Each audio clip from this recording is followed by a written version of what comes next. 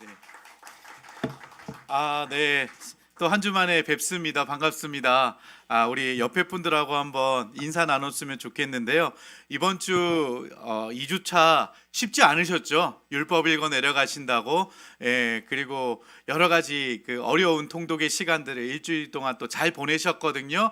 그래서 옆에 분들하고 이렇게 인사했으면 좋겠습니다. 한 주간 완독하셔서 축하드립니다. 예, 우리가 그렇게 인사합시다. 예. 네. 축하드립니다. 네. 이렇게 하면 이제 완도 못하신 분들이 나 완도 못했는데 막 이렇게 생각하실 수 있습니다. 미리 축하드리는 겁니다. 이 부담을 또 안고 또 읽어 내려가실 거니까요. 네, 그렇게 또 축하드리고 또 함께 이렇게 얼굴 뵈니까 좋습니다. 첫째 주보다는 둘째 주 조금 준 것 같고, 둘째 주보다는 셋째 주가 조금 준 것 같고, 그렇지만 괜찮습니다. 그 걱정은 이제 교육자분들과 제가 하겠습니다. 편안하게 그냥 오셔서 참석해 주신 게 너무 좋고요. 수요일 저녁 시간 내서 오시는 것 자체가 대단하십니다. 그래서 바쁜 시간 또 이렇게 와서 말씀을 사모하고 은혜를 사모하고 함께 이렇게 참여해 주셔서 너무 좋고요. 이 주중에 여러 질문들을 이제 해주십사 하고 또 지난주에 광고를 드렸더니 또 열심히 질문해 주셔가지고 또 열심히 답을 준비하고 조장님들을 통해서 답을 보내드렸습니다. 그래서 저희 조에서 질문한 것도 아닌데 질문과 답이 올라올 때가 있을 거예요. 그거는 다른 조에서 질문한 것들이에요. 그래서 조장님들이 보시기에 야, 이거 읽어가면서 우리도 이런 질문이 생길 수 있는데 나누면 유익하겠다 하는 질문들은 제가 다 공유해 주십사라고 말씀을 드렸기 때문에 우리 조가 질문한 게 아닌데 또 질문의 답들이 올라오는 거 보셨을 거라고 생각합니다. 이번 주에 이제 지난 첫째 주 아마 창세기 읽다가 질문이 드셨던 부분들이 이제 있어서 아마 처음에는 못하고 계시다가 둘째 주에 제가 질문하시라 했더니까 이제 그 네피림이 무엇인가요? 라는 질문이 올라왔어요.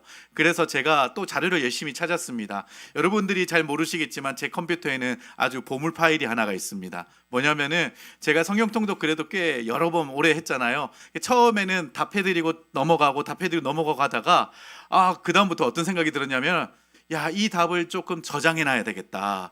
예. 저의 노하우로 쌓아가는 거니까요. 그러면 누가 답해드리더라도 거기 파일에서 딱 창세기 클릭하고 딱 들어가면은 이제 질문과 이게 질문이 거의 뻔해요. 그래서 그것만 모아놔도 마치 척척 박사처럼 나오는 것처럼 이제 그런 게 있는데 이번에 네피림은 질문이 좀 처음이었어요. 그래가지고 자료를 찾았는데 의외로 이제 이 자료들이 여러 가지 신학적인 난제, 그러니까 우리가 성경을 읽다 보면은 이게 무슨 말씀이시 뜻하는 게 아직까지 풀려지지 않는 숙제와 비밀들이 있습니다. 그런 난제들이 있어요. 그래서 그런 자료들을 여러 개 찾다 보면은 또 이게 방만해져요. 무슨 논문처럼 엄청 길어져요, 답이. 그럼 또 성도님들한테 그거 그냥 다 보내면은 읽다가 지치고 무슨 말인지 모르겠고 그럴 수 있잖아요. 그걸 또 이렇게 요약하고 정리하고 성도님들에게 알려드리고, 사실은 그 네피림의 출발은요, 그 말씀에 이제 창세기 6장 4절인가요? 거기에 보면은 그 하늘의 아들들과 땅의 딸들이 같이 결혼한다 해서 네피림을 설명하려면 또 하늘의 아들들에 대해서 설명을 해야 돼요. 여러 가지의 그 신학적인 부분들이 있습니다. 그래서 다 잘라내고 네피림이란 이런 겁니다. 거민이고 거인이고, 그리고 나중에 성경에 또 나오는 네피림들은 이런 단어로서 쓰였습니다라고 짧게 제가 정리를 해서 올려드렸습니다. 네, 이렇게 질문하시면은 이런 수고로움을 가지고 답을 한다라는 것을 알려드리고자 그냥 뚝딱 하고 나오는 거 아니다라는 것을 알려드려요. 하지만 질문해 주십사 말씀을 드립니다. 오늘은 또 이렇게 시작하면서 제가 우리 성도님들하고 어떤 내용을 먼저 좀 나눌까, 제가 꼭 이렇게 현장에 오거나 또 실시간으로 듣거나 강의 들으신 분들한테 정보 전달도 중요하잖아요. 근데 이거는요, 교재 빈칸 채우고 집에 가서 읽으시면 돼요. 근데 여기에 왔을 때 우리가 정말 말씀을 읽으면 이런 은혜가 있구나, 이런 도전이 생기는구나 라는 것을 좀 더 우리가 서로 나누고 함께하면 좋겠다라는 생각과 부담으로 강의를 준비하는데요. 작년에 성경 통독하다가 있었던 일 하나를 제가 에피소드로 말씀을 드리고 오늘 강의 시작하면 좋겠다라는 생각이 들었습니다. 작년에 이맘때쯤 이제 어떤 한 분이 다른 교회 분이셨고 추천해 줬던 분들 다른 교회 분이셨어요. 제가 첫 주에 이야기했지만 저희 교회 분들 말고도 한 130명에서 150명 정도가 제가 이제 계속 통독을 하는 분들이 있어요. 그래서 그분들이 초대를 하고 이렇게 해서 덩치가 커지면은 또 반을 나누고 뭐 저도 혼자 그렇게 이제 열심히 애를 쓰면서 하고 있는데요. 작년에 이맘때 초대받은 한 자매님이 이제 자매님이라고 하기에는 이제 50대 중반 넘어가셔서 집사님, 권사님 정도의 나이 또래 되시는 분이신데요. 갑자기 이제 저한테 개인적으로 상담을 요청하시더라고요. 그래서 이제 전화 통화를 하게 되었는데 이제 설명을 들어보니까 교회가 난리가 난 거예요. 왜냐하면은 교회에서 목사님께서 이제 좀 여러 가지 부분에서 실수하시고 잘못하셨고 그것을 인정하지 않아 가지고 교회가 이제 갈라지게 된 겁니다. 지금도 이제 법적 싸움, 교단 싸움과 사회법 싸움이 함께 진행되고 있는 중인데요. 여러분 요즘에 이렇게 교회 문제가 생기잖아요. 특히 목회자 때문에 문제가 생기면은 목회자를 지지하는 파와 그렇지 않는 파로 나누어지게 되고요. 그렇게 되면 딱 먼저 생기는 게 뭔지 아세요? 단톡방이 생겨요.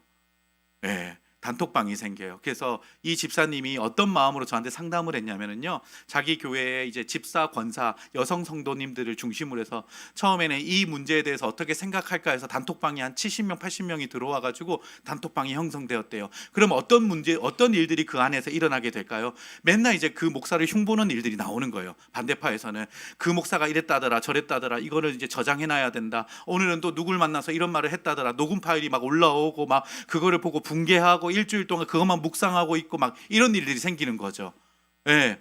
여러분 그런 문제가 생기면은 혹시 그런 교회에서의 경험을 해보신 적이 있으신 분은 아마 아실 거예요. 내 영혼이 얼마나 피폐해지는지요. 그렇게 하다 보니까 이 자매님도 이 집사님도 다른 지인을 통해서 이제 성경 통독을 해보리라 하고 시작했는데 이게 저하고 만나서 성경이니까 너무 좋은데 이 단톡방이 계속 마음에 걸리는 거예요. 그래서 저한테 뭘 요청하셨냐면 목사님 자기가 용기를 내서 그 단톡방에 우리 이렇게 험담하지 말고 성경 읽읍시다 하고 올렸대요. 그랬더니 막 자기가 왕따 당할 줄 알았는데 다 거기 안에서 권사님 집사님들이 그래 우리 말씀 읽자, 우리 말씀 읽자, 분위기가 막 나오더래요. 자기가 잔다르트크처럼 외쳤잖아요. 자기가 책임을 져야 되니까 저한테 연락이 와서 상담의 내용이 그거였어요. 목사님 도와주세요. 어떻게 하면 좋을까요? 제가 근데 타교회에 거기서 뭐 홍보자 또 들어갈 수 있는 것도 아니고 그러잖아요. 의논해 주세요. 제가 도와드릴 수 있는 건 다 도와드릴게요. 성경 읽겠다고 하는 부분이 있다면 제가 다 도와드릴게요. 해서 그 교회 분들은 하루에 13장은 처음에 너무 무리스러우니까 하루에 3장씩 읽겠다라고 한 거죠. 제가 또 3장씩 읽은 분들을 위한 자료를 또 다 갖고 있거든요. 제가 만든 게 있어요. 그래서 그걸 드리면 되니까 하세요 하고 이제 막 열심히 이제 지원해드리고 이렇게 했는데 한 2-3달 있다가 다시 연락이 온 거죠. 제가 또 궁금했고 그래서 어떻게 성경 통독하고 계시냐, 교회 문제가 생긴 건 어떻게 해결이 되고 있냐 이야기했는데 목사님 놀라운 일들이 일어나고 있어요. 성경 통독 전에는 거기서 아까 제가 말했듯이 그 목사를 비방하고 음성 파일이 올라오고 이랬다 저랬다, 어떻게 해야 되냐, 교회 재산은 어떻게 되느냐 이런 이야기만 흘러 넘쳤는데 성경 통독하고 나서부터는 그 성경 통독을 읽고 은혜 나눔이 계속 아멘 아멘 아멘 달리는 거예요. 우리가 이런 교회 되게 해주세요. 막 아멘 아멘 달리는 거예요. 놀라운 일들이 일어나고 있는 거예요. 여러분 그런 교회 이야기들 다 한 번씩은 들어보셨지 않았나요? 네, 그런데 그런 교회들은 다 찢어지고 갈라지고 네가 옳다 내가 옳다를 말하는 부분들로 다 마음이 갈기갈기 흩어지는데 말씀 읽겠다고 이분들이 모여들어서 그 말씀 앞에서 서 있는 거예요. 제가 그 말을 들으니까 너무 가슴이 뭉클해지고 하나님 이런 일이 있네요. 목사는 성도들 앞에서 인정하지 않고 계속해서 뭔가 그 드러난 문제들 때문에 자신을 변호하고 막 여러 가지 행사 권리를 막 정치적으로 사용하고 노예 사람들 막 이렇게 설득시켜 가지고 막 버티려고 하는데 성도들은 기도하고 있더라고요. 제가 그걸 보고 그분 통해서 이야기를 했습니다. 성도님들이 너무 멋있습니다. 네, 훨씬 나으십니다. 이 고난과 어려움 속에서 말씀 앞에서 하나님 말씀 붙들고 이 교회 안에 감히 제가 말씀드린다면 이런 시간을 통해서 한 번도 성경 읽지 않았던 권사님들이 성경을 보게 되고 은혜를 누리고 그렇게 뭉치고 있고 그 놀라운 사실들을 제가 들으면서 이런 일들이 일어나는구나. 다른 이유도 아니고요. 말씀 읽으니까 이런 일들이 일어났구나. 살아계신 하나님의 말씀이구나. 제가 작년 1년 동안 진짜 그 소식을 달달이 듣고 도와주세요 하면서 막 이야기를 듣는데 너무 감사했고 너무 놀라운 일들을 경험했습니다. 예, 우리가 꼭 이렇게 극한의 상황에서의 말씀의 은혜를 경험하는 것도 물론 있겠지만 우리의 삶 속에서도 평범한 우리의 삶 가운데서도 하나님 말씀 위에 서 있을 때 우리 안에 하나님의 돌보심과 보호하심, 인도하심을 경험하게 되는 축복이 있기를 바랍니다.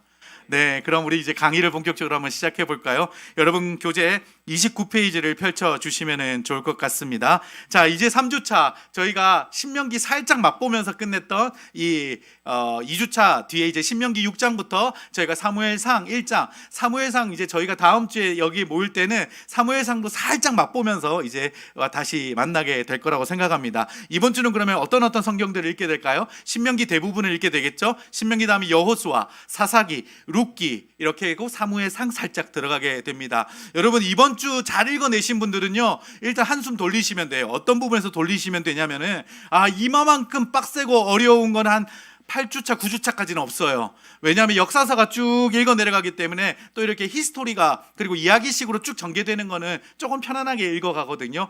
미리 말씀드리면 또 마음 놓으실 수도 있는데, 이제 시가서, 시편, 욥기, 잠언 이거 여기 들어가잖아요. 여기 들어가면 또 분량이 확 줄어요. 예, 시가 분량이 확 줄어가지고 지금 뭐 1시간 40분 뭐 이런 식으로 읽은 분들요 30분, 20분 만에 통독이 막 지나가요. 와, 너무 좋아요. 이게 막 말씀이 주옥 같아서 좋지만은 너무 빨리 끝나니까 또 이게 너무 좋아. 또 할 거 없나? 막 이렇게 또 생각이 들 정도로 됩니다. 그래서 우리가 지금부터는 또 편안한 마음으로 하나님의 말씀 이야기를 또 쫙 찾아가면서 읽으시면 좋겠고요. 지난 첫째 주에도 이야기했지만 여러분들 이동하면서 핸드폰으로 그리고 또 패드로 이렇게 여러 가지 기기들을 사용해서 읽는 분도 계시는데, 제가 제일 FM적으로 하시면서 여러분들 나중에도 도움 되실 거는 책을 펼치고 읽는 게 가장 좋습니다. 그래서 여러분 정한 시간에 딱 이 핸드폰이나 아니면은 다른 기기들의 용도는 이렇게 듣기로, 빨리 듣기로 이렇게 한 1.5배속, 8배속 이렇게 해주시고 눈으로 보면서 읽으시면 제일 좋고요. 옆에 색연필 같은 걸 하나 놔주세요. 그래서 재미있게는 이렇게 하실 수 있습니다. 1독 때는 노란색 색연필, 나중에 2독 때는 초록색 색연필, 3독 때는 분홍색 색연필, 이렇게 쌓여가면 어떻게 될까요? 밑줄을 이렇게 그어가면서 내가 나중에 4, 5독 되면은 이때 내가 이 말씀의 은혜를 받았구나. 내가 이 말씀에 왜 밑줄 쳤었지? 영문은 모르겠지만 그때 이 말씀에 내가 또 하나님 앞에 감동되었었구나. 나의 통독의 스토리가 쌓여가는 성경책으로 여러분을 만드실 수 있을 것 같아요. 아시겠죠? 지금부터라도 읽을 때 옆에 두시고 밑줄 그어가면서 한번 읽으시면 또 도움이 되시겠습니다. 또 말만 던지면 좀 그렇잖아요. 오늘부터 중간중간 제가 퀴즈를 내가지고 맞추시는 분한테 다음 주부터 제가 색연필을 가져와서 선물을 드리도록 하겠습니다. 제가 챙겨놨는데 오늘 딴 데 갔다 이게 복장이 제가 목사님답게 입고 왔네 이 생각이 드실 건데, 네, 오늘 중간에 어디 설교하는 데가 있어가지고 갔다 온다고 색연필을 못 챙겼는데요. 제가 한 10통 정도 챙겨놨어요.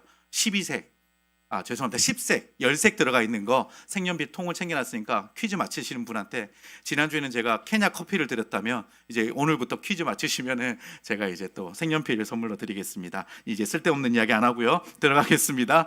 자, 13일차 신명기 6장부터 저희 신명기 이제 18장까지 읽게 됩니다. 지난주에 이제 저희가 어제 거죠. 신명기 1장부터 4장은 광야에서의 방랑을 회고하면서 모세가 모압 평지에 모여 있는 2세대들, 그러니까 이 광야 땅에서 태어난 새 세대들에게 이제 너희들이 원래 너희 출발이 어땠고 부모들이 어떻게 시작했는지에 대해서 회고하면서 모세가 시작하게 됩니다. 그래서 1장부터 4장은 특별히 첫 번째 설교 부분이다라고 말할 수 있을 것 같습니다. 자, 그러면 이제 29페이지 빈칸 한번 채워볼까요? 5장부터 11장 역사 회고와 백성의 경고가 등장하고요. 그 다음에 십계명과 율법, 출애굽기 20장에서 십계명을 받았던 내용들이 거기 첫 번째 십계명으로 등장해 있고요.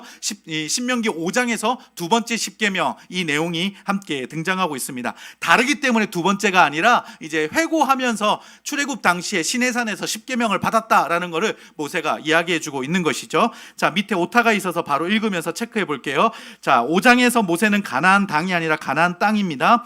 가나안 땅에 들어갈 새로운 세대들에게 십계명을 가르칩니다. 그리고 광야 38년간의 고통스러웠던 시절도 하나님의 신실하신 인도에 의한 것이고, 그것은 하나님 앞에서 스스로를 내려놓는 훈련이었음을 모세가 가르치고 있습니다. 밑줄 그어볼까요? 삶이 윤택해지면 하나님을 잃어버릴 수도 있는 것이 인간의 본성임을 알려주고 있습니다. 예, 이스라엘 백성만이 아니겠죠. 우리도 그렇지 않습니까? 삶이 윤택해지면 하나님을 잃어버린다라는 것이죠. 우리는 언제나 우리의 삶이 좀 더 나아지면 하나님께 더 영광 돌릴 수 있을 것 같아서 또 우리가 하나님께 그런 물질의 축복과 여러 가지의 우리의 평탄한 길들에 대해서 간구하잖아요. 근데 왜 내 삶에 주시지 않는 것일까? 가장 큰 이유는요, 우리가 그것을 얻게 되는 순간 하나님을 잃어버릴 수 있다라는 것을 이 성경을 읽어가면서 다시 한 번 더 나 안에 적용을 해보시면 좋을 것 같습니다. 그 밑에 말씀 나와 있는데요, 신명기 8장 11절부터 16절 한번 같이 한 목소리로 읽어보겠습니다. 11절부터요, 시작. 내가 오늘 내게 명하는 여호와의 명령과 법도와 규례를 지키지 아니하고 내 하나님 여호와를 잊어버리지 않도록 삼갈지어다. 내가 먹어서 배부르고 아름다운 집을 짓고 거주하게 되며 또 내 소와 양이 번성하며 내 은금이 증식되며 내 소유가 다 풍부하게 될 때에 14절 밑줄 그으면서 읽을게요. 내 마음이 교만하여 내 하나님 여호와를 잊어버릴까 염려하노라. 여호와는 너를 애굽 땅 종되었던 집에서 이끌어내시고 너를 인도하여 그 광대하고 위험한 광야 곧 불뱀과 정갈이 있고 물이 없는 건조한 땅을 지나게 하셨으며 또 너를 위하여 단단한 반석에서 물을 내셨으며 내 조상들도 알지 못하던 만나를 광야에서 내게 먹이셨나니 이는 다 너를 낮추시며 너를 시험하사 마침내 내게 복을 주려 하심이었느니라. 아멘. 이 말씀을 잘 기억하시면서 통독하시면 좋겠습니다. 방금 말했던 것처럼 하나님, 왜 끝없는 고난이 제 삶에 주어지나요? 왜 끊이지 않나요? 우리가 그런 질문 앞에 하나님을 신실하게 신뢰하시고 그분이 선하시다 믿는다면 여러분들 이런 답을 마음에 품으셨으면 합니다. 우리가 하나님을 잊지 않게 하시기 위해서 그 고난이 우리의 지금 땅에서는 너무 힘겹지만은 하나님께서 그걸 통해서 내 삶에 더 정금과 같이, 더 보석과 같이 조개 안에 계속해서 이물질들이 옆에서 공격할 때 그 조개 안에 예쁜 진주가 만들어지듯이 우리 안에서 그렇게 하나님이 하나님을 기억하게 하게끔 때로는 고난을 허락하고 계신다라는 것을 기억하십시오. 이렇게 말했더니 어떤 분이 또 나중에 끝나고 질문하더라고요. 목사님, 그래도 고난이 멈췄으면 좋겠습니다. 이 땅에서의 힘듦이 정말 너무너무 나는 버겁고 어렵습니다 라고 말을 하더라고요. 그래서 제가 그분의 말을 이해 못하는 것이 아니라 참 맞아요 하면서 우리가 이 땅에서 조금 더 우리가 숨만 쉴 수 있다면 얼마나 좋을까요 하면서 이제 이야기하면서 그분한테 이렇게 목사로서 또한 권면했습니다. 형제님, 그래도 잊지 마세요. 우리는 지금 1막을 살고 있는 거예요. 우리가 이 땅 떠나는 날 다시 새롭게 열리는 2막에서는 이 1막과 정반대의 반전이 우리에게 펼쳐질 거예요. 왜냐하면 하나님 반전의 하나님이시잖아요. 그래서 우리는 1막, 아직 2막을 경험하지 못했기에 1막이 전부인 것처럼 살아가지만 사실 우리는 그 하늘 소망을 품고 살지 않나요? 이 땅이 끝이 아니에요. 이 땅이 처절하고 어려울수록 더 극적이고 멋진 2막이 우리에게 예비되어 있다라는 것을 믿었으면 합니다. 제가 이렇게 또 권면했는데 우리의 삶이 그렇게 하늘 소망 갖고 하나님을 더 신뢰하는 통독이 되었으면 합니다. 자, 밑에 한번 더 읽어볼게요. 9장에서 금송아지를 하나님이라고 섬기는 악을 행했던 사건을 다시 회상하면서 하나님의 신실하심에 순종하라고 모세가 다시 한번 더 강조합니다. 자, 14장은요 11조에 대한 부분들이 설명되어져 있습니다. 신명기 14장과 26장에서 하나님은 11조의 사용 정신에 대해서 가르쳐 주십니다. 하나님께 드리는 예물에 대한 태도를 언급합니다. 그래서 받는 축복대로 드리는 것을 즐거워하시는 하나님을 기억하셨으면 좋겠습니다. 17장에는요 왕정제도가 설명이 됩니다. 다시 한번 줘보실까요? 자, 여러분, 이때는 왕이 있었을까요? 없었을까요? 없었어요. 모세가 지금 지도자잖아요. 그런데 왜 왕정제도를 지금 하나님이 이 모세를 통해서 또 말씀하시는 걸까요? 이후에 이제 왕이 이 이스라엘 민족을 다스리게 될 것이다라는 것을 이미 하나님께서 아시고 미리 율법을 알려주신 것입니다. 그래서 왕정제도를 설명하는 게 신명기 17장입니다. 그래서 그 내용 나와 있죠. 하나님은 이미 이스라엘이 왕을 요구할 것을 아시고 왕을 세우는 방법도 가르쳐 주십니다. 그래서 왕을 택하는 법규와 왕이 지켜야 할 도리들이 있습니다. 그래서 여호와께서 택하신 사람을 세워야 한다. 그리고 또 이방인이 아닌 형제 중에서 세울 것이라고 설명하고 있고요. 그 다음에 왕들이 지켜야 될 행동 원리, 말을 많이 두지 말 것. 그러니까 나를 지켜주는 군대나 아니면 내가 왕으로서 이렇게 보유해야 될 것들을 많이 갖지 마라라고 하고 있죠. 그다음에 아내를 많이 두지 마라. 자기를 위해 은금을 이제 이렇게 부유한 것들을 많이 채우지 마라라고 말하고 있습니다. 그래서 율법서를 평생 옆에 두고 읽으며 그대로 행할 것 이렇게 말하고 있죠. 이거 반대로 생각하면 아까 그 위의 내용하고 똑같지 않나요? 윤택해지면 하나님을 잃어버린다. 이 땅에서 편해지면 하나님을 잃어버린다. 이것도 왕에게 똑같이 적용되어지는 메시지입니다. 저는 왕이 지켜야 할 행동 원리를 그대로 어긴 사람이 한 명이 떠오르더라고요. 솔로몬이 떠오르더라고요. 처음에는 다윗 왕으로부터 그렇게 축복받으며 겸손한 왕으로 1000번제를 드리고 하나님께 지혜를 구했던 솔로몬이 점점 말이 많아지고 이제 이스라엘이 부강해지니까 옆에 민족들이나 나라들이 화친을 맺기 위해서 혼인으로 화친을 맺기 시작하니까 아내가 많아지고 아내들이 가져온 신들이 더 많아지니까 하나님을 잃어버리게 되는 그런 솔로몬이 되었지 않습니까? 우리가 같이 한번 또 확인해 볼 수 있을 것 같습니다. 14일차 우리 생명은 생명으로 눈은 눈으로라고 적혀져 있는데요. 보상의 공정성을 말하는 율법입니다. 보상의 공정성이라고 적어주시면 되겠습니다. 그래서 눈 하나에는 눈 하나를 직접 없애라라는 것이 아닙니다. 이렇게 맞바꾸라는 뜻이 아니라 그 옆에 밑줄 그어볼게요. 그 눈 하나의 가치에 해당하는 보상이지 둘 또는 그 이상의 가치를 보상하라는 뜻이 아니라는 것입니다. 이해가 되셨나요? 이제 그 보상을 해줄 때는 그거에 합당한 가치를 둔 것으로 보상하라라는 의미로 이 말씀을 하셨다라고 기억하시면 좋겠습니다. 자, 그 다음에 28장은 축복장입니다. 자, 축복장 볼까요? 우리는 밑줄 그어본서 쭉 한번 따라서 보겠습니다. 우리는 축복이라는 단어만 들어도 붙잡고 싶고 그렇게 되었으면 좋겠다는 소망으로 매달리지만 28장에서 모세의 강조점은 우리가 받을 복의 내용이 아니라 복을 받을 수 있도록 계명을 지켜 행해야 한다라는 것입니다. 지켜 행해야라고 5글자 적어주시면 되겠습니다. 제가 지난주에도 말씀드렸죠. 제가 빨리 지나가면서 목사님 한 번만 더 이야기해 주지 못 적었네 하시는 걸 고개를 살짝 들면 화면에 다 나와 있다라는 것입니다. 자, 그렇게 보시면서 볼게요. 지켜 행하면 복을 받고 밑줄 계속 그어 보겠습니다. 지켜 행하면 복을 받고 그렇지 못하면 저주를 받는다는 것도 분명히 28장에 나옵니다. 자, 축복과 저주는 지켜 행하는 조건이 충족되었는가에 의해 구별되는 것이고 성경의 축복은 조건부라는 사실을 분명히 말해주고 있습니다. 물론 구원은 무조건적 은혜입니다. 조건부라고 해서 하나님이 기브앤테크를 말씀하시는 게 아닙니다. 저는 이걸 오해하지 않으셨으면 좋겠어요. 우리가 드릴 때 하나님이 그러면 쫙 보고 있다가 그럼 나 줄게 이런 하나님이 아니시라 우리와 인격적인 관계를 원하신다라는 것입니다. 기브앤테크식이 아니라 우리가 하나님께 반응할 때 하나님 또 우리와 그것들과 함께 상응하는 반응을 보여주시는 것, 이게 바로 인격적 반응이다라고 보시면 좋을 것 같습니다. 자, 밑에 마지막 줄요. 이어서 여호수아가 모세의 후계자로 등장하여 하며 모세는 뒤로 물러나게 되는 것이 신명기 31장의 내용 14일차에 저희가 함께 보게 됩니다. 자, 그리고 15일차 신명기 32장부터 여호수아 10장까지 저희가 보게 되는데요. 먼저 잠시만요. 앞에 그래서 모세의 죽음이 34장에 등장합니다. 자, 모세의 죽음 앞에 나왔죠. 이제 자, 밑에 줄 읽어볼게요. 밑줄 한번 그어보겠습니다. 모세가 부름받았을 때부터 그의 인생은 하나님의 말씀을 신뢰하고 하나님의 메시지를 전하고 하나님의 행하심을 목격하는 삶이었습니다. 모세는 종종 하나님께 순종하다 어려움에 처하기도 했습니다. 하지만 하나님께서는 언제나 모세를 구원하셨습니다. 하나님께서는 모세를 통하여 백성들이 지켜야 할 법과 도덕을 담은 율법을 주셨고 약속의 땅 가나안에 들어가기 전 광야에서 이스라엘 백성을 인도하는데 모세를 사용하셨습니다. 자, 여러분 이쯤 오면은요, 이게 우리가 마치 그 이스라엘 백성처럼 레위기부터 이렇게 출애굽 시기부터 이렇게 이스라엘과 함께 2주 동안 같이 걸어오면 이 15일차 모세의 죽음이 되면 마음이 먹먹해집니다.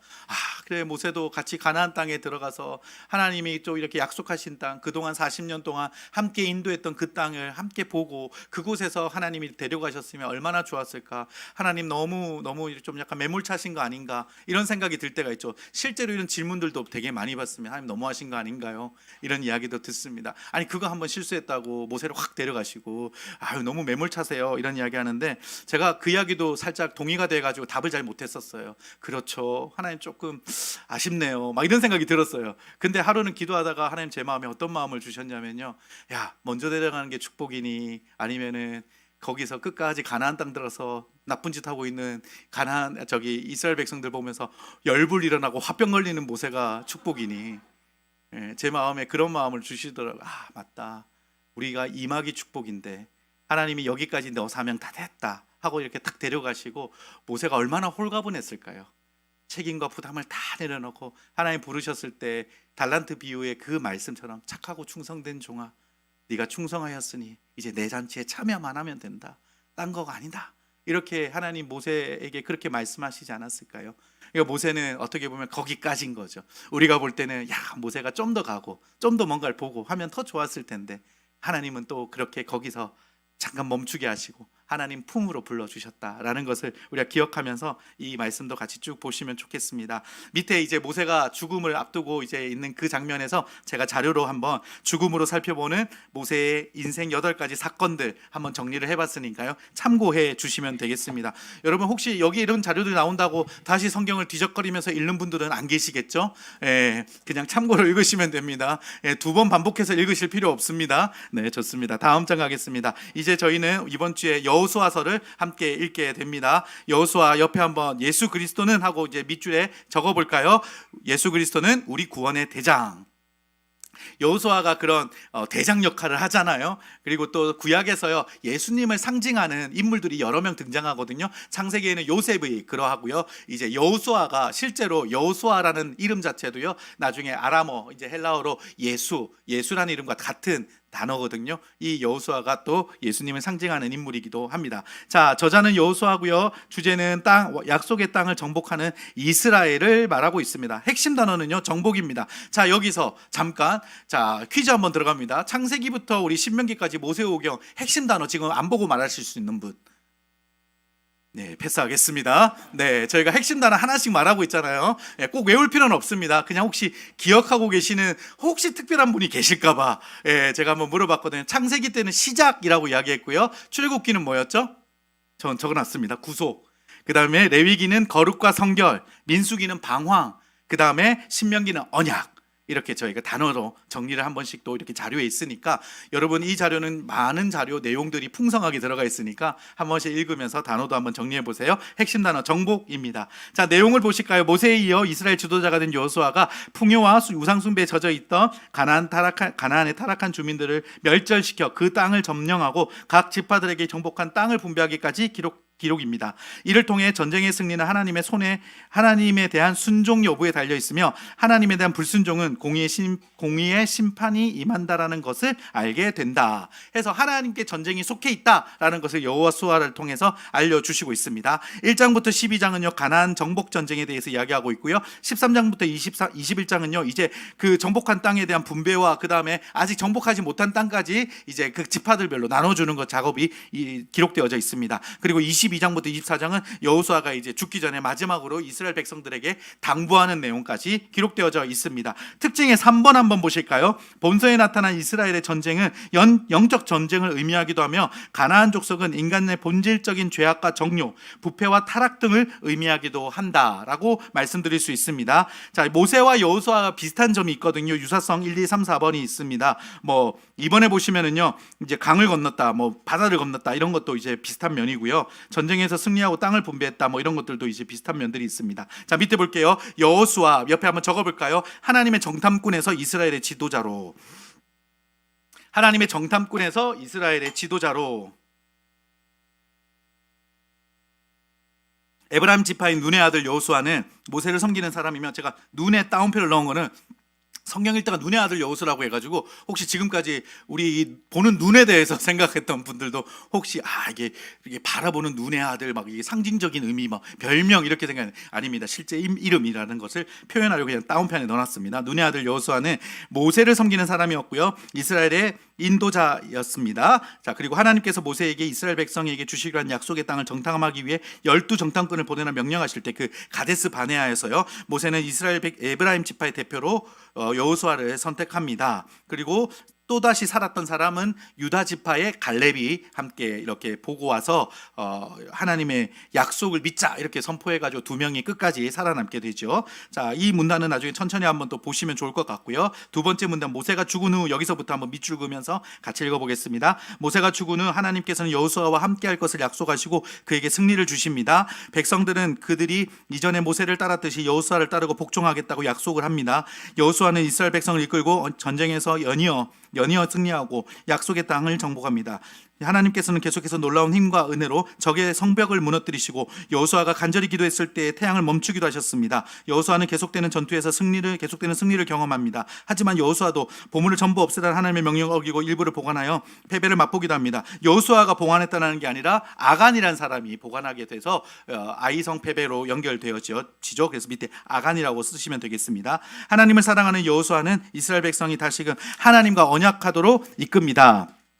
약속의 땅을 전복한 후 여호수아는 이스라엘 백성을 하나로 모으고 오직 하나님만을 경외하고 섬기라고 당부합니다. 이게 이제 여호수아 전체 요약 줄거리라고 말씀드릴 수 있을 것 같습니다. 자, 그래서 정복과 분배가 이 여호수아서의 핵심이기도 하는데요. 땅의 정복으로 시작하는 여호수아서는 땅의 분배로 끝나게 된다라는 것을 기억하셨으면 좋겠습니다. 자, 그런데 이 여호수아를 들어가면서 몇 가지 우리가 이슈들에 대해서 먼저 한번 점검해 볼 필요가 있을 것 같아서 제가 자료에 한번 담아봤습니다. 먼저 여호수아가 정복하는 가나안이 천국에 비유되어지는가라고 우리가 질문을 한번 던져보실 수 있을 것 같아요. 무슨 말이냐면은 홍해 출애굽했고요. 그러니까 이렇게 세속적인 땅에서 구원받은 백성들이 고난이라는 시간들을 거치고 약속의 땅으로 들어갔다라는 것은 결과적으로 꼴이 냈다라고 볼 수 있는 거잖아요. 그럼 우리가 신약에서 이것들을 상징적으로 이야기할 때 가나안 땅에 들어가는 것이 천국과 연결해서 설명하는 분들이 종종 계세요. 근데 내용을 한번 볼까요?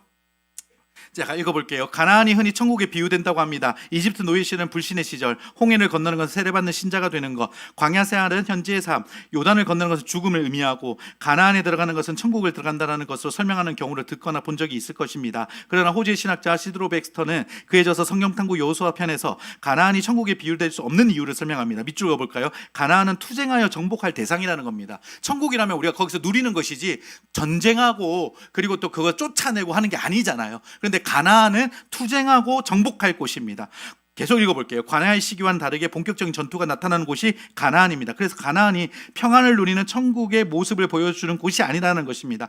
히브리서 3장과 4장을 읽어보면 가나안은 오히려 성도들이 그리스도 안에서 소유하고 있는 현재의 위치를 의미한다고 볼 수 있습니다. 오히려 광야를 불신 시대로 보고 요단강을 건너는 세대로 보며 가나안은 성도들이 점령하고 정복해야 할 적과 꿀이 흐르고 있는 복된 땅인 것입니다. 쉽게 말해서 성화의 과정인 것이죠. 성화의 과정. 네, 그렇게 기억하시면 좋겠습니다. 가나안은 하나님의 나라를 이루기 위한 영적 싸움에서 이겨 얻어질 곳이다 라고 여러분들이 정의해 보시면 좋을 것 같습니다. 다른 이슈들은 중간중간 설명을 같이 드릴 거니까요. 1장부터 5장 정복전쟁 준비 보시면 될 것 같고요. 지금 가나안 땅을 정복하기 위해 요단강 앞에 선 여호수아는 40년 전보다 더 어려운 상황을 맞이하게 됩니다. 이번에도 하나님은 친히 싸워주실 것이다 라고 이 여호수아에게 나타나서 말씀해 주시죠. 여호수아 1장 6절 밑에 나와 있는데 같이 읽어보겠습니다. 너는 힘을 내고 용기를 가져라. 장차 너의 백성을 이끌고 그 땅을 차지하게 될 것이다. 그 땅은 내가 이 백성의 조상에게 주기로 약속했던 땅이다. 아멘. 이렇게 여호수아에게 말씀하시는 것처럼 우리가 말씀을 읽을 때 하나님이 우리에게도 힘을 내고 용기를 주시고 우리에게 그런 소망과 그리고 담대함을 주실 줄로 믿습니다. 자, 계속 읽어보겠습니다. 이렇게 하나님의 든든한 지원을 받게 돼 여호수아가 요단강을 건너기에 앞서 왜 정탐꾼을 여리고로 보냈을까요? 이거는 불신의 마음입니까? 예, 불신의 마음일까요? 아니, 하나님 이렇게 담대함 주셨잖아요. 그런데 왜 또 그 여리고성을 탐구하기 위해서 이 정탐꾼을 보내냐라는 것입니다. 계속 읽어볼게요. 여호수아는 민수기의 12정탐관은 정탐꾼과는 전혀 다른 느낌을 전합니다. 정탐에 대한 정보는 별로 없고 기생 라합의 신앙 고백과 구원 요청에 따라 진실한 표를 주고 온 것이 전부입니다. 진실한 표는 창문에 매단 붉은 줄로 출애굽 당시 6월절 어린 양 피가 문 인방과 좌우 설주에 뿌려지고 그 안에 있는 사람들이 집 밖으로 나가지 않으며 구원받을 것과 같은 약속입니다. 그러므로 붉은 줄은 장차 죄로 말미암아 죽게 되는 사망의 법에서 구원시키는 예수 그리스도의 피를 예표하는 것입니다. 그래서 이런 예수 그리스도를 예표하시기 위한 하나님의 방법으로, 특별히 이 부분은요, 정탐꾼을 보낸 목적을요, 가데스 바네아에서 그 땅이 어떠한 것인가 살펴보기 위해서 정탐꾼을 보냈다라는 목적보다도 기록된 내용으로 살펴보았을 때는요, 기생 라합을 위해서, 거기서 구원할 사람들을 위해서 이렇게 하나님의 섭리 가운데 정탐꾼을 보내게 되었다라는 것도 여러분들이 기억해 주시면 좋겠습니다. 밑에 내용들은 나중에 한번 쭉 읽어보시면 좋을 것 같고요. 그 다음에 나타나는 또 우리가 이제 정복 전쟁을 보면서 이런 질문을 들을 수 있습니다. 전쟁하면서 진멸하라는 하나님의 명령의 윤리성에 대한 대답인 것이죠. 하나님은 선하시다고 하고 하나님은 사랑이시다라고 이야기를 하면서도 왜 이 성경에는 정복에 대한 부분들 다 없애버리라, 쓸어버리라, 진멸하라 라는 명령을 왜 하나님이 직접 하고 계시는가, 이런 부분 앞에서 탁 막히는 순간들을 경험하게 됩니다. 그래서 이 내용을 한번 같이 제가 읽어보도록 할게요. 네모박스 그대로 읽어보겠습니다. 이건 제가 발췌해서 옮긴 내용이라서 밑에 이렇게 저희가 설명도 같이 각주도 달아놨습니다. 성경을 읽다 보면 진멸하라는 명령을 내린 부분에서 하나님의 사랑의 하나님이 이렇게 잔인한 명령을 내릴 수 있는지 의아하게 생각하는 사람들이 많아 그것 때문에 시험에 드는 사람들도 있습니다. 하나님께서 이렇게 명령하신 것은 하나님의 통치를 온전히 회복하기 위해서 이방 족속은 완전히 제거되어야 한다는 것입니다. 하나님 나라를 이어갈 하나님 백성은 결코 섞이면 안 되기 때문입니다. 다 섞여 두루 뭉실해지면 하나님이 아닌 이방신들과 섞이고 하나님은 사라져 버립니다. 가나안 땅은 여러 족속들이 살고 있는 땅입니다. 이스라엘 백성들이 이들과 섞이지 않고 하나님 나라를 세우기 위해서는 이들을 진멸하는 길밖에 없을 것입니다. 이 문제를 인간적 관점에서 보면 하나님은 인간 청소를 당부하는 잔인한 하나님으로 부각될 수 있습니다. 그러나 하고 그 다음부터 밑줄 그어보겠습니다. 하나님 관점에서 보면 죄를 범한 인간은 그 존엄성을 상실한 존재이고 그들은 오히려 난폭하고 잔인한 존재입니다. 계속 밑줄요. 이런 측면에서 하나님에게는 사람의 생명보다 더 중요하게 여겨야 할 가치는 하나님의 이름, 당신의 영광이라는 것입니다. 계속 밑줄요. 이런 면에서 이것은 그들이 하나님의 백성이 아니기 때문에 다 진멸하라는 것이 아니고 그들은 우상을 숭배함으로 하나님의 이름을 더럽히는 자요, 또한 그들의 창조주이시기도 한 하나님은 그들을 제거하고 심판하실 권한도 갖고 계신 분임을 알아야 합니다. 계속 밑줄 그어 볼게요. 진멸하라는 하나님의 명령은 이런 차원에서 이해해야 합니다. 하나님 나라 운동은 땅의 거주자를 바꾸는 운동입니다. 땅의 핵심 지배 세력과 거주 세력을 바꾸는 체제 전복 운동입니다. 그들의 문화, 정치, 종교의 가치 체계를 바꾸는 것이 바로 하나님 나라 운동이라는 것입니다. 그래서 우리가 우리의 입장으로, 우리의 시각으로 바라보는 것이 아니라 창조주 되신 하나님의 입장으로 조금 바라보면서 이 말씀 앞에서 여러분들이 읽어 내려가시면 좀 더 좋을 것 같아서 이 내용에 좋은 자료가 있어서 제가 발췌해서 옮겨봤습니다. 자, 그리고요, 또 다른 내용 밑에 있는데요. 두 정탐꾼을 숨겨준 기셉 라합은 누구일까요? 라고 이렇게 쭉 내용이 나와 있습니다. 나중에 통독을 하면서 이 정리된 내용도 한번 읽어보시면 좋을 것 같고요. 여기서 또 질문 하나가 있습니다. 기생 라합이 또 등장하는 성경의 본문이 있죠. 이 여호수아서 말고요. 성경을 조금 알고 계시는 분들은 마태복음 1장에 예수님의 족보에 라합이 등장하는 것을 본 적이 있을 것입니다. 예수님의 족보에 5명의 여인이 등장하는데요. 퀴즈입니다. 5명이 누구일까요? 다말 나왔습니다. 또요. 예, 여기 이 사람요. 라합. 예, 그다음 누구요? 마리아 나중에 나오죠. 마리아 5번째로 나오고 또 예, 룻기의 룻이 나오죠. 그러면 이제 4번째 사람 누구일까요? 누구요? 누구?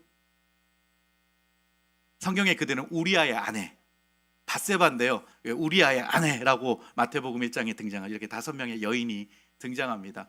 성경을 읽다가 어떤 분들은 이런 질문도 해요. 여기 하나님이 남성 중심적으로 이렇게 구약의 역사가 흘러가고 있고 왜 이렇게 하나님은 남자와 여자를 창조도 하셨는데 왜 남성 중심의 이런 흐름들을 가지고 족보를 말할 때도 나중에 족보 쭉 나올 때도 남자 이름들만 막 중심에 나오고 그러거든요. 그래서 왜 하나님은 이렇게 차별적이냐, 성차별적이냐라고 물어보시는 분들이 있습니다. 그런데 절대 그렇지 않습니다. 여러분 생각을 한번 더듬어 보시면 역사적으로요, 우리 실제 역사적으로도요, 여성의 인권이 신장되어지고 여성에게 투표권이 전달되어진 부여되어진 시기가 한 몇 년 정도 된다고 보십니까? 한 150년밖에 안 돼요. 100년, 150년. 그러니까 그 민주주의가 발달했던 미국이나 이런 곳에서도 여성들에게 이 투표권이 주어진 지가 얼마 안 된다라는 거예요. 그러니까 우리가 성경을 읽다 보면은 왜 성경에서는 인구를 카운트하는데 여성과 아이들을 다 빼고 여성은 아예 없는 것처럼 이렇게 해버리지라고 생각하실 수 있겠지만 진짜 그런 하나님이시라면요, 아예 여성이 등장하는 성경의 이름, 아니면 여성을 통하여서 예수님의 구원자의 이름이 나오고 있다. 특별히 그 중에서도 이렇게 그 기생의 이름이 등장하고 이방인의 이름이 등장하고 이런 것들이 허용되어질 수 있었을까요? 그 당시에 2000년 전, 3000년 전에요. 허용이 안 되죠, 당연히요. 예, 어떻게 에스더라는 말씀이 성경 안에 들어갈 수 있고 이방 여인이 주인공이 되어지는 룻기라는 말씀이 이렇게 중간에 함께 성경 말씀으로 등장할까요? 우리가 이런 측면으로 같이 살펴본다면 하나님의 성차별을 하시면서 남성 중심의 것들을 끌고 가시는 분은 절대 아니시다라는 것을 여러분들이 또 생각하시면서 읽으시면 좋을 것 같습니다. 자, 계속 볼게요. 6장 여리고 전투라고 적어주시고요. 여리고는 이스라엘이 요단강을 건너 약속의 땅에 들어와 정복한 첫 번째 도시입니다. 여리고 사람들은 강을 건너온 큰 무리에 이스라엘 사람들이 지는친 것을 똑똑히 보았습니다. 여호수아 6장은 이스라엘 백성들의 접근으로 말미암아 이 도시의 성문은 굳게 닫혔고 출입하는 자가 없다는 사실을 기록하고 있습니다. 도시 안의 사람들은 순양 뿔로 만든 나팔을 불며 언약궤를 들고 이동하는 제상을 따라 성주에 도는 이스라엘 백성들을 보았을 것입니다. 7일간의 행진 후 이스라엘 백성들이 소리치고 나팔을 불자 도시의 성벽이 무너지게 됩니다.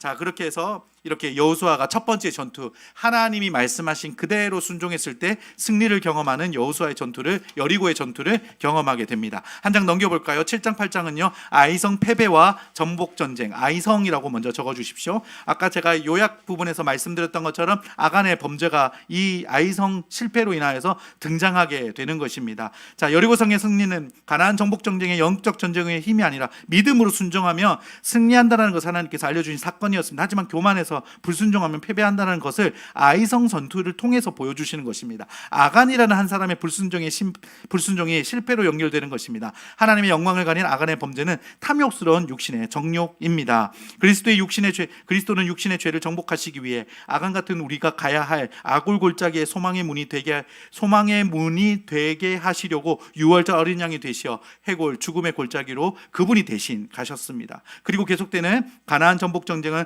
기브온 전투에서 우박이 내리고 태양과 달이 머무는 것을 하나님이 주관하신다는 것을 보여주십니다. 자, 영적 전쟁을 상징하는 전복 전쟁은 사망의 세력을 잡는 사탄을 멸하고 육신의 원주민이 점령한 마음의 땅을 완전히 점령하면 비로소 그치게 되는 것입니다. 영적 전쟁이 끝나게 되는 것이다 라고 말씀드릴 수 있습니다. 자, 이어서 16일차 여호수아 11장부터 23장을 저희가 함께 또 볼 건데요. 먼저 땅 분배라고 적어주시면 되겠습니다. 이 땅 분배는요, 여호수아 13장은 요단 동편 지역, 그 다음에 14장부터 19장은 요단 서편 지역의 땅 분배가 진행이 됩니다.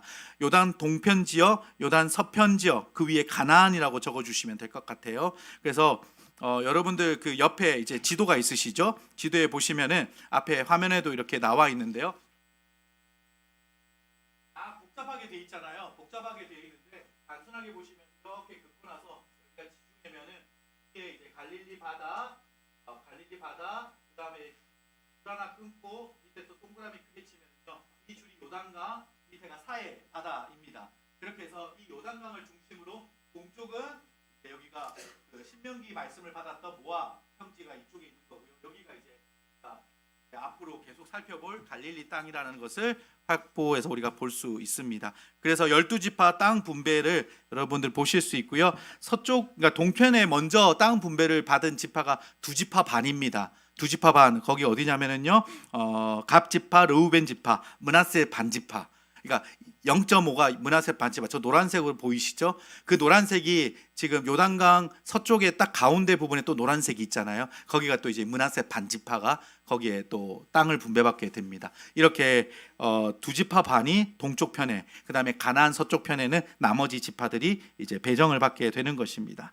자, 그런데 그 아까 빈칸 채운 두 번째 문장부터 볼까요? 그런데 특이한 상황은 이제 다 12지파가 서쪽으로 다 들어가는 게 아니라 이스라엘 12지파 중에 유다 지파, 다른 내용을 먼저 보겠네요. 자, 먼저 읽어볼게요. 그냥 이스라엘 12지파 중에서 유다 지파의 땅 분배입니다. 유다 지파의 갈렙은 45년 전 가데스 바네아에서 정탐한 헤브론 땅 헤브론을 기업으로 달라고 여호수아에게 요청합니다. 여호수아서의 갈렙 땅 분배 요청이 자세히 기록된 이유는 무엇일까요? 그것은 아브라함에게 약속하신 자손 그리스도를 보내시는 땅이 어디인지 어렴풋하게 드러내는 것입니다. 성경은 유다 지파를 통해서 예수 그리스도가 오실 것을 예언합니다. 그러므로 유다 지파가 분배받은 땅에서 그리스도가 나시며 또한 그리스도가 나시는 곳에 유다 지파가 땅을 차지하고 있어야 하는 것입니다. 하나님은 땅 분배를 통해서도 예수 그리스도의 탄생을 준비하셨습니다. 따라서 예수 그리스도를 통해 우리가 기업으로 받을 영원한 땅도 이미 준비되었음을 믿을 수 있습니다. 땅 분배의 또 다른 특이한 상황은 레위 지파에게는 땅을 분배하지 않은 것입니다. 여호수아 13장 33절 제가 읽어드릴게요. 그러나 모세는 레위 지파에게 아무런 땅도 주지 않았습니다. 왜냐하면 이스라엘의 하나님 여호와께서 몸소 레위 사람들을 위한 선물이 되어 주시겠다고 약속하셨기 때문입니다. 레위 지파의 땅의 기업이 없는 대신 하나님이 기업되어 주시는 것은 출애굽 당시에 유월절 어린 양의 피로 인해 죽음에서 살게 된 장자를 대신해 이스라엘 자손 중에 레위인만을 하나님이 택하셨기 때문입니다.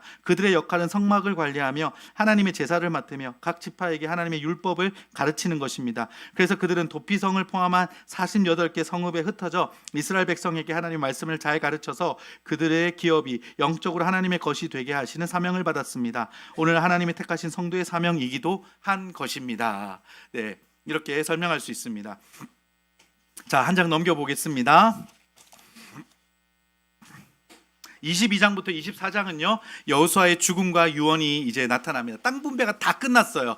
그러니까 이제 내용을 먼저 볼까요? 땅 분배가 끝나고 이제 이스라엘은 그 땅에서의 삶을 시작하게 되었습니다. 이들에게는 하나님 나라로서의 삶의 기준이 있어야 합니다. 이제부터 섞이지 않고 하나님의 것으로 바꾸어 놓는 구별된 하나님 나라를 세워야 합니다. 이 일 때문에 여호수아는 자기 백성에게 섬길 신을 오늘 택하라고 강력하게 권면하고 있는 것입니다. 여호수아 1장 6절에서 9절의 권면을 실천하는 삶을 살았기에 여호수아는 이런 유언을 할 수 있었습니다. 거기 하나 단어를 살짝 고쳐주시면 좋을 것 같은데요. 여호수아 1장 6절에서 9절의 권면은 을이 아니라 은, 실천하는 삶을 살았기 때문에 아니네요. 안 고치셔도 되겠네요. 죄송합니다. 제가 순간 갑자기 헷갈렸습니다. 권면을 실천하는 삶을 살았기 때문에 여호수아는 이게 문장을 길게 쓰면요 이런 문제가 나타납니다. 죄송합니다. 권면을 실천하는 삶을 살았기에 여호수아는 이런 유언을 할 수 있었습니다. 이 선택의 이야기는 신명기 29장 30장의 연장선상에서 읽으면 이해가 더 잘 될 것입니다. 자, 여호수아 24장 15절 마지막으로 이스라엘 백성 앞에서 이제 여호수아가 외치는 한 메시지인데요. 같이 한번 읽어보도록 하겠습니다. 그러나 여러분은 여호와를 섬기고 싶지 않을지도 모르고 여러분은 오늘 스스로 선택하시오. 누구를 섬길 것인가를 결정하시오. 여러분은 여러분의 조상이 유프라데스 강 저쪽에서 경배하던 신들을 섬길 수도 있고 이 땅에 살던 아모리 사람들의 신들을 섬길 수도 있소. 그러나 나와 내 후손은 여호와를 섬기겠소. 이것이 바로 여호수아의 이스라엘 백성들을 향한 선언이었고 선포였습니다. 인간의 삶은 선택의 삶입니다. 그것은 선과 악을 알게 되는 선악과를 따먹는 결과로 오는 형벌이기도 합니다. 하나님이 그와 사랑의 관계를 맺으시고자 우리를 창조해서 에덴에 두시고 우리로 풍족한 삶을 누리도록 모든 것을 완벽하게 만들어 두었을 때 우리는 선택이라는 것을 할 필요가 없었습니다. 하나님은 우리를 위해 모든 좋은 것을 다 있게 한 곳이 에덴이기 때문입니다. 그러나 인간은 하나님을 배반하는 선택을 하는 순간 우리는 결핍의 삶으로 전락했고 그래서 보다 나은 것을 찾아 선택해야 하는 삶을 살게 된 것입니다. 그래서 그 에덴의 풍요로움으로부터 쫓겨난 인간은 결핍의 삶을 살아야 했고 제한된 자원 속에서 보다 나은 삶을 찾아 선택해야만 하는 짐을 지게 된 것입니다. 그리고 또 하나의 측면에서 이 선택, 그러니까 자유의지에 대한 부분들을 하나 설명해 드리자면요, 왜 하나님이 굳이 우리에게 그런 자유의지를 주셔서 우리가 거슬러 올라가면 아담이 이렇게 선악과를 하와와 따먹게 되고 우리가 이런 고통을 받게 되느냐라는 본질적인 질문을 하는 분들이 계시죠. 왜 하나님 우리를 그런 자유의지를 주셨는가? 바로 그분의 영광된 그 피조물이 동물이나 식물과 같지 않고 하나님의 형상으로 만든 인간으로서의 하나님의 영광됨을 취하기 위한 하나님께서 우리에게 특별하게 주신 부분이다라고 이해하시면 좋을 것 같습니다. 조금 다르게 설명을 하면은요, 우리가 프로그래밍 되어진 기계로 만들지 않고 하나님께서 우리에게 딱딱 누르면은 이렇게 작동해, 그걸로만 딱 움직이게 하지 않고 우리가 선택을 통해서 하나님께 경배하고 예배하고 하나님을 찾게끔 만드시도록 우리를 만드셨고, 그렇게 할 때 하나님이 우리를 보시고 기뻐하시고 만족하시고 영광을 받으신다라는 것도 여러분들 이해하시면 좋을 것 같아요. 그래서 종종 이런 비유를 저는 하게 되는데요. 우리를 기계처럼 만들어서 집에 있는 로봇 청소기처럼 띡띡 누르면은 막 마룻바닥을 청소하고 핸드폰으로 어디 더 청소 많이 했는지 요즘에 막 보이고 이러잖아요. 막 그렇게 보면서 하루 이틀은 감동하죠. 여러분 로봇 청소기에 일주일 한 달 쓰고 나서 처음처럼 감동하시는 분 계신가요? 없어요. 도리어 안 하면은 짜증나죠. 이게 또 말을 안 듣네. 이거 고치러 가야 되나? 이게 처음하고 다르네. 뭐 이렇게 나오는 거잖아요. 근데 이 강아지 집에서 키우시는 분들이 생명을 키우시는 분들 딱 들어갔을 때 딱 이렇게 현관문 딱 열었는데 개가 팍 뛰어와요. 얼마나 행복하세요. 기쁘세요. 평소에 말 안 듣는 우리 애들이 내가 말할 때 막 반응해줘요. 얼마나 기쁘세요. 그러니까 하나님이 우리를 보실 때 그런 자유의지를 통해서 때로는 하나님 우리가 죄를 지을 수 있는 선택도 있어요. 하나님이 멀리할 수 있는 여러 가지의 방법들 당연히 있죠. 하지만 그것들을 포기하고 하나님을 선택할 때 하나님 우리를 보시고 기뻐하신다라는 것입니다. 매주 수요일마다 아마 이 자리에 올 때 많은 유혹들이 있을 거예요. 오늘은 좀 쉬고 싶다. 온라인으로 뭘 참여할까? 강의를 좀 패스해 볼까? 여러 가지 생각도 들 건데 여러분 하나님 말씀을 읽기로 선택하신 거예요. 말씀을 읽고 내가 하나님께 집중하고 은혜를 구하는 마음으로 선택하신 거죠. 목회자와 또 우리 담임 목사님이 기뻐하시는 게 아니라 하나님이 너무너무 기뻐하신다는 사실을 여러분들이 아셨으면 좋겠습니다. 우리의 삶에서 다른 것을 포기하고 내가 하나님만을 선택하겠습니다. 이제 우리 앞으로의 평생의 삶 속에서 언제나 그런 선택의 순간이 찾아올 때 하나님이 기뻐하시는 것에 내가 기뻐하고 하나님이 싫어하시고 하나님이 멸하시고 벌하시는 것에 나도 싫어하고 내가 눈 돌리지 않겠습니다라고 결정하는 우리 성도님들 되시기를 축복합니다. 네, 그 다음 페이지로 우리 넘어가 볼까요?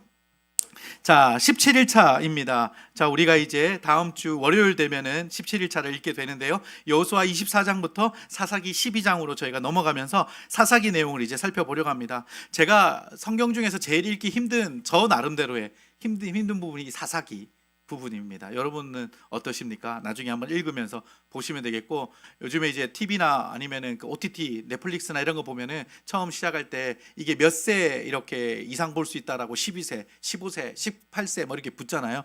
사사기는 한 19세 이상은 붙어야지 돼야 되지 않을까? 왜냐하면 인간의 처절한 타락한 모습이 이 사사기에 다 등장하거든요.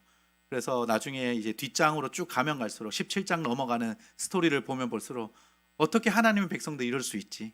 이렇게 생각하는 장면들이 이제 등장합니다. 한번 살펴보겠습니다. 사사기 우리 한번 옆에 예수 그리스도는 하고 한번 적어볼게요. 우리의 재판관이며 법률가라고 적어주십시오. 사사란 말이 재판관이란 말입니다. 그래서 예수님께서 우리의 재판가가 되시며 법률가가 되신다라는 내용도 한번 묵상해 보시면서 이 사사기를 읽으시면 좋겠습니다. 아직 왕이 세워지지 않은 시기이죠. 아직 그 첫 번째 왕으로 누군가가 하나님의 이스라엘 백성 안에서 불려지지 않은 시기입니다. 그래서 사사라는 사람들이 등장을 해서 이스라엘을 재판하기도 하고 그들의 지도자가 되기도 합니다. 저자는 미상무협, 그 다음에 주자의 반복되는 타락과 그리고 구원에 대한 이야기. 그래서 핵심 단어는 순환입니다. 이 사이클이 돌아가는데 이 나선형 구조가요. 나선형 구조가 이제 밑에 이제 저희가 내용으로 볼 건데 계속해서 하강 곡선을 그리는 나선형 구조입니다.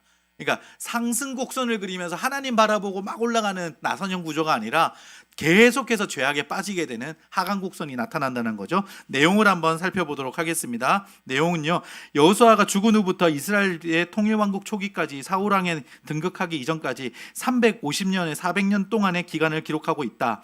사사기의 역사는 이스라엘 백성들의 범죄와 타락, 이 범죄와 타락으로부터 출발해 본다면요, 그 다음에 범죄와 타락을 했기 때문에 어떻게 될까요? 하나님의 심판이 있겠죠. 하나님의 심판. 그 다음에요, 하나님이 막 심판하세요. 이 심판이 보통 어떤 심판이냐면요, 외세의 침입이에요. 옆에 블레셋이라든지 여러 외세의 침입들이 있으니까 이들이 고통받으면 어떻게 될까요? 이스라엘의 회개가 일어나겠죠. 하나님 잘못했어요, 하나님 살려주세요, 이런 회개가 일어나요. 그럼 하나님이 응답하세요. 어떻게 응답하냐면 사사들을 통한 구원이 일어나요. 사사들을 세우시고 그 사사들을 통해서 외세 침입을 물리치세요. 그리고 나서 이스라엘의 재범죄가 또 일어나죠. 평화의 시간을 보내고 있다 보면 또 등 따숩고 배부르게 되니까 하나님을 멀리하게 돼요. 그러니까 또 이스라엘이 재범죄가 일어나고 아까 그 위에 나왔던 또 하나님이 주변에 있는 사람들 통해서 하나님이 심판하시죠. 그리고 또 이스라엘 회개해요. 그리고 나서 또 하나님께서 사사들 또 보내세요. 그리고 나서 또 등 따숩고 배부르게 되니까 또 죄를 지어요. 이게 이제 나선형으로 하강 곡선을 그리면서 그 죄들이 계속해서 더 악랄해지고 그리고 또 처음에는 평화의 기간이 좀 길었는데 나중에 평화 기간이 짧고, 그리고 또 나중에 심지어 마지막 사사라고 할 수 있는, 원래 실제로 마지막 사사는 사무엘을 이야기하거든요. 근데 사사기에 기록된 마지막 사사는 삼손입니다. 그러니까 사사조차도 경건하지 않는 그런 나서는 하강 구조가 이 사사기에 등장하고 있습니다. 개요를 한번 살펴보겠습니다. 개요 보면은요, 1장부터 3장 6절까지 사사 시대의 배경에 대해서 이야기하고요, 3장 7절부터 16장까지 12사사의 이야기가 나옵니다. 제가 밑에 사사들 한번 언급해 볼게요. 17장 18장은 종교적 타락, 우상 숭배가 여러 가지 나타나고요, 19장은 도덕적 타락, 폐륜의 죄, 이런 지파들의 폐륜, 이런 것들이 나옵니다. 20장에서 21장 나중에 막 베냐민 지파, 남은 11지파가 베냐민 지파를 다 멸절해 버려요. 아니, 이렇게 그 내전이 일어나가지고 한 지파를 없애버리면 그걸로 또 끝나야 되는데 말도 안 되는 일이 또 나중에 일어납니다. 야, 우리가 하나님 지파를 하나 없애버렸네? 야, 이러면 지파 하나가 완전히 남자들 다 죽여버렸으니까 없애서 이렇게 이상하게 되잖아. 또 그 지파 우리가 살리자. 이래가지고 막 여인들을 또 이렇게 막 이렇게 보내가지고 막 그 지파를 또 살리는 또 막 엄청나게 이상한 짓을 하게 됩니다.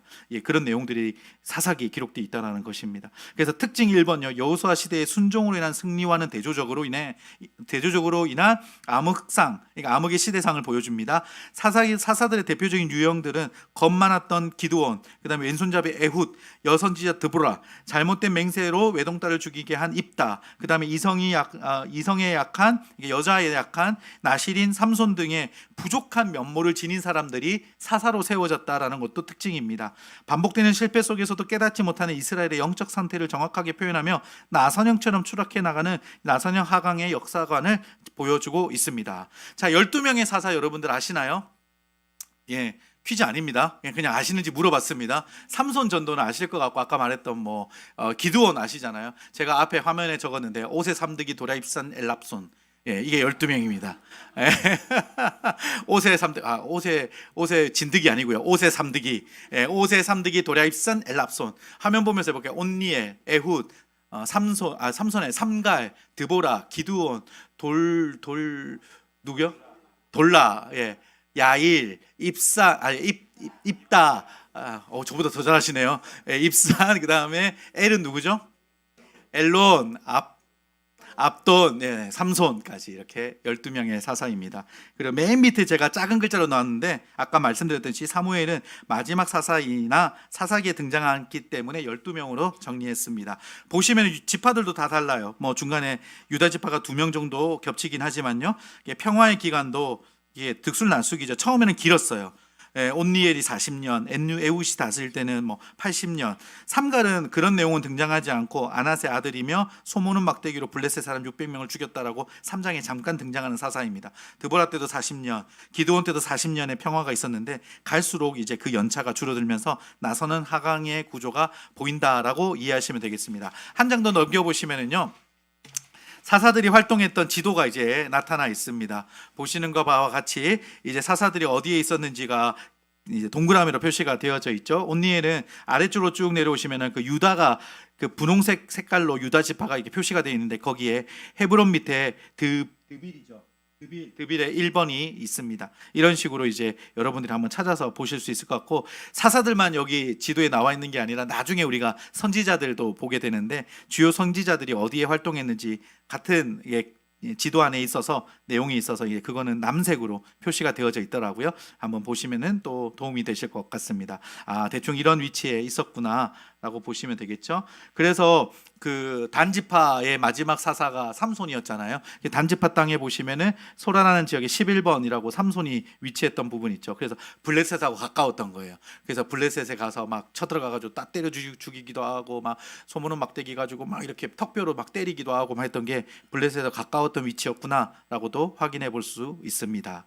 좋습니다. 자, 이제 그 밑에 내용 한번 볼까요? 교재에서요. 하나님은 사사를 세움으로 나라가 하나님의 말씀에 의해서 세워져 가는 것을 원하셨습니다. 사사란 쇼페팀이로 이 히브리어 말인데요. 백성의 소송을 재판하는 자라는 의미보다는 누구를 바른 길로 인도하는 자 또는 구원자의 의미가 더 맞는 단어입니다. 더 많은 단어, 의미가 그렇게 더 많이 되어 있다는 단어죠. 사사들은 전쟁 때는 최고 사령관, 평화 때는 행전 수반직을 수행하면서 백성들을 바른 길로 인도하는 자들이란 뜻입니다. 그들은 단순히 재판관만은 아닙니다. 카톨릭은 이 책을 판관기라고도 부르기도 합니다.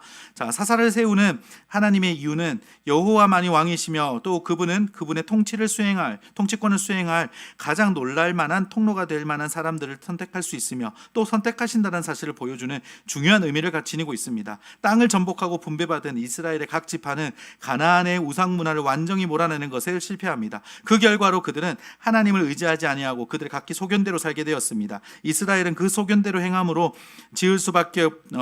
죄를 범할 수밖에 없었고, 그럼에도 하나님은 그들의 부르짖음에 구원으로 응답해 주시는 사랑을 보여주셨습니다. 더구나 하나님의 나라에 막중한 사명을 띠고 있는 레위인이 그 사명을 만격함으로써 그의 총책적 타락의 모습을 17장 이 뒤로부터 확인해 볼 수 있습니다. 자, 그 다음 장에 1, 2장 적어 보실까요? 세속화라고 적어 보십시오. 1장에서는요, 쫓아내지 못했다라는 말이 9번이나 등장합니다.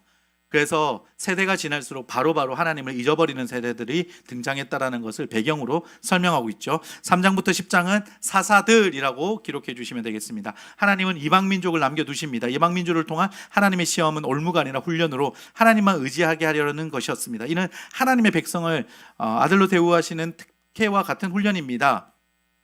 이런 훈련 가운데 죄악된 인간은 가나안의 음란한 무한에 쓰러지고 넘어집니다. 광야 같은 세상의 마지막 시험은 발람의 교훈을 쫓는 음란과 우상 숭배입니다. 이런 상황에서도 하나님은 한 구원자를 세우셔서 7번 넘어지더라도 다시 일으키는 구원 사역을 펼치십니다. 사사들을 끊임없이 세우셨다는 겁니다. 이렇게 등장하는 사사들은 영원한 구원자로 오실 예수 그리스도를 예표하기도 합니다. 이 정도 되면은 마치 노아 때처럼 다 쓸어버리시고 새롭게 만드시고 하실 수도 있는데, 그러지 않으시고 끝까지 약속하신 대로 하나님께서 또 다른 구원자인 사사들을 계속해서 보여주시면서 다시 우리에게 주시는 예수님에 대해서 우리가 기억나게 만드시는 부분이 이 사사들을 통해서 우리가 살펴볼 수 있다라고 말씀드릴 수 있습니다. 자, 18일차 우리가 다음 주 화요일 날 읽게 되는 말씀은요, 사사기 이제 13장 뒷부분부터 룻기 그리고 사무엘상까지 우리가 보게 됩니다. 특별히 13장부터 16장은 삼손이 등장하죠. 그래서 삼손의 이야기가 상당히 사사기 안에서는 그래도 꽤 비중 있게 다루어지는 내용들이 있습니다. 밑에 내용은 그냥 이제 상식적으로 한번 보시라고 제가 담아놨고요. 그 다음에 17장부터 21장은 레위인의 타락이 등장합니다. 그래서 사사기에서 사사가 중심이 아니라는 것을 증명하듯 마지막 장식을 레위인으로 마무리하고 있습니다. 밑에서 네 번째 줄요. 그런데 레위인들은 옳은 길에서 떠나 백성을 율법에 거스르게 해서 율법이 요구하는 예수 그리스도를 밝히 드러내지 못합니다. 자기 소견에 옳은 대로 언약을 무시하고 기복적인 신앙으로 돈을 쫓아 미가의 집에서 단지파로 이동합니다. 또한 언약을 망각하고 쾌락적인 신앙으로 음란하게 타락합니다. 사사 시대와 방불한 현 교회 시대에 성도들은 사도사지로 비슷했을 때 지금 우리 현 교회 시대도 성도들은 예수 그리스도를 왕으로 모시고 언약 안에 살아야 한다라는 것을 기억하면서 이 사사기 마지막을 가슴 아프지만 우리가 함께 그렇게 읽어 내려가셨으면 좋겠습니다. 이번 주 마지막 성경인 룻기를 우리가 살펴볼 건데요. 룻기는 4장으로만 구성이 되어져 있습니다. 예수 그리스도는 우리의 친족이자 구원자이시다. 우리의 가족이자 구원자가 되신다라는 것을 우리가 이 룻기에 등장하는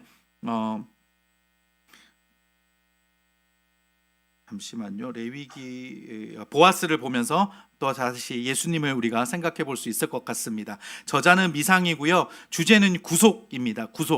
이제 구속이라는 단어로 우리가 살펴볼 수 있고, 핵심 단어는 또 따로 있습니다. 기업 물을 자, 고엘이라는 제도가 여기 등장하거든요. 그래서 기업 물을 자가 핵심 단어입니다. 그러니까 내가 능력이 안 되고 내가 이걸 해결할 수 없으면 친족 중에 제일 가까운 친족 중에 그것을 해결할 수 있도록 그 사람을 이렇게 책임진다라는 의미에서의 그 고엘 제도를 설명합니다. 제가 이따가 한 번 더 말씀드리고요.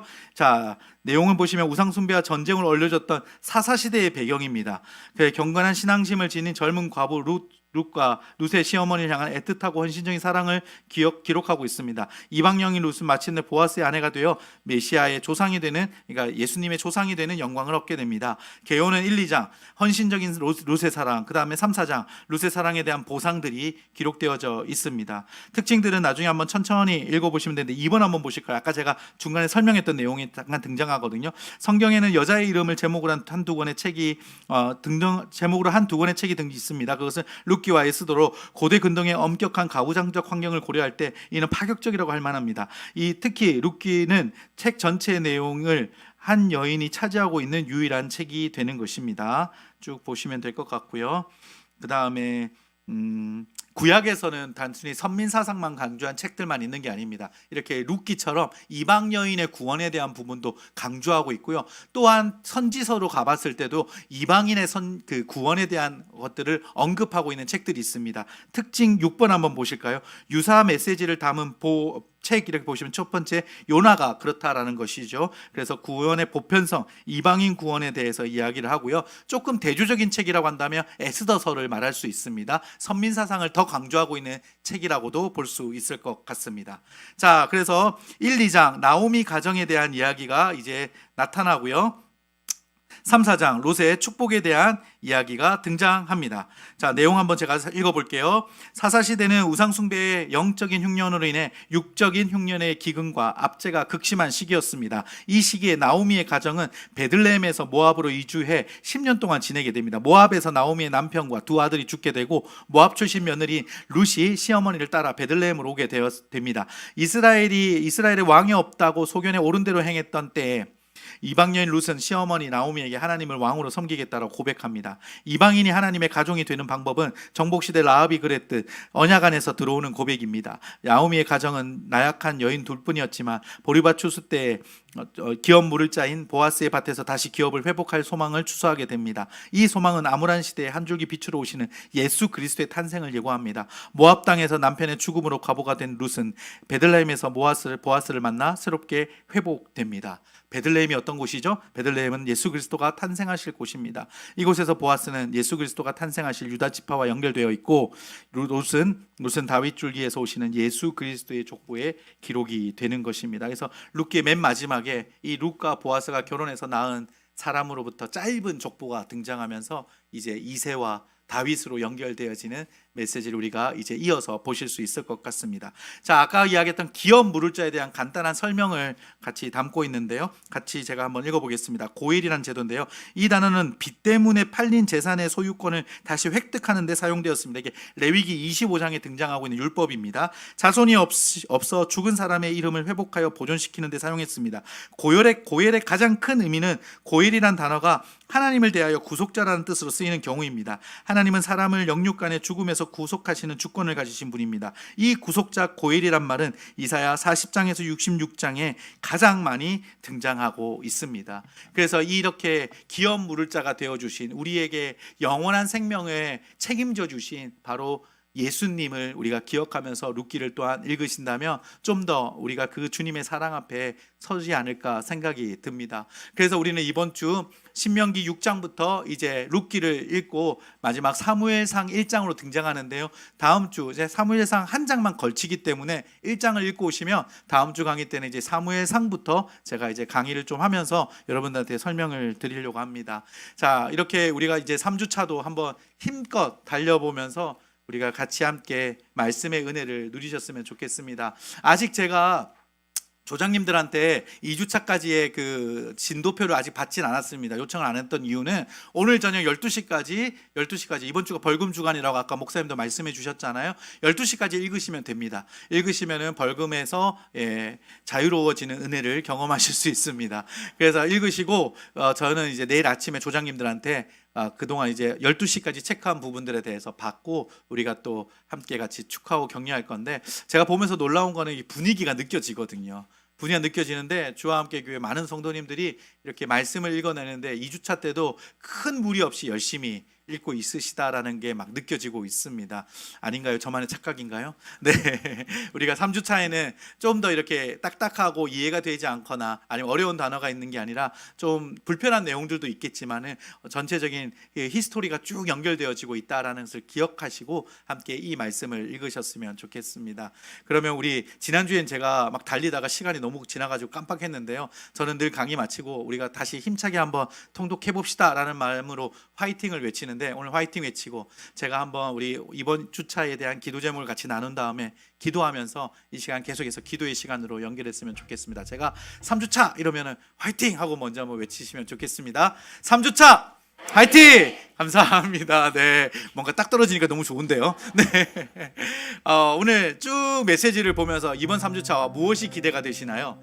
제가 이 강의를 준비하고 기도하는데 하나님께서 이 땅에 구원자로 오실 예수님을 곳곳에 우리에게 알려주고 계시는구나라는 것을 제가 많이 느끼게 되었습니다. 아까 룻기에 말했던 고엘제도도 그랬고요, 여호수아를 통해서도 그랬고요, 사사시대에도 끊임없이 범죄하는 이스라엘 백성을 향해서 아이고 나도 모르겠다, 너희들 마음대로 해, 내팽개치지 않으시고 다시 그들에게 회개를 불러 일으키게 하시며, 그리고 또 그들에게 사사를 보내셨던 하나님, 곳곳에 예수님을 상징하는 것들을 보여주시고 통독을 하면서 우리는 그것을 발견하게 됩니다. 일회성의 구원이 아니었습니다. 그리고 일회성의 제사가 아닙니다. 우리가 받은 그 구원은 우리의 삶의 영원한 통치자가 되시고 왕이신 주님을 우리가 주인으로 모시고 우리의 모든 죄를 용서하신 그분 앞에 우리가 하나님의 자녀로 서서 살아가게 되는 은혜를 우리가 얻게 되었습니다. 그리고 그렇게 끊임없이 그 약속을 내가 기억하고 있어, 내가 그렇게 약속한 거 너희들 잊지 마, 내가 기억하고 있어. 구약의 곳곳의 장소에서 사람을 통해서 그리고 또 제도를 통해서 하나님이 알려주고 계십니다. 여러분, 하나님 잊지 않으십니다. 우리는 잊을 수 있지만 하나님 절대로 잊지 않으십니다. 여러분, 삶이 지치고 힘들고 어려운 순간에도 우리에게 주셨던 약속, 하나님 이게 이루어질까요? 라고 우리는 의심할 수 있지만 하나님은 잊지 않으십니다. 다만 그 시간이 좀 더디 오는 것은 하나님이 행하신다라는 그 약속의 때에 우리에게 보여주시기 위함입니다. 우리 오늘 이렇게 기도하면서 우리가 3주차를 좀 하나님 앞에 기대하는 마음으로 같이 기도하면 어떨까요? 하나님, 그 약속을 신실하게 지키시는 하나님, 곳곳에 예수님이 이 땅에 오셔서 구원자로 오신다라는 그 약속을 보여주시는 것처럼 나에게도 하나님께서 약속해 주시고 하나님께서 잊지 않는다라고 말씀해 주시는 그 놀라운 확신과 믿음이 우리가 통독을 하는 기간 동안 더 선명하고 분명하게 나에게 쌓여가는 믿음으로 나타나게 하시고 내가 주님을 신뢰하는 마음들이 커져가게 하여 주시옵소서. 우리 그런 간절한 마음으로 한번 이번 3주차를 기대하며 함께 같이 기도하도록 하겠습니다. 살아계신 하나님,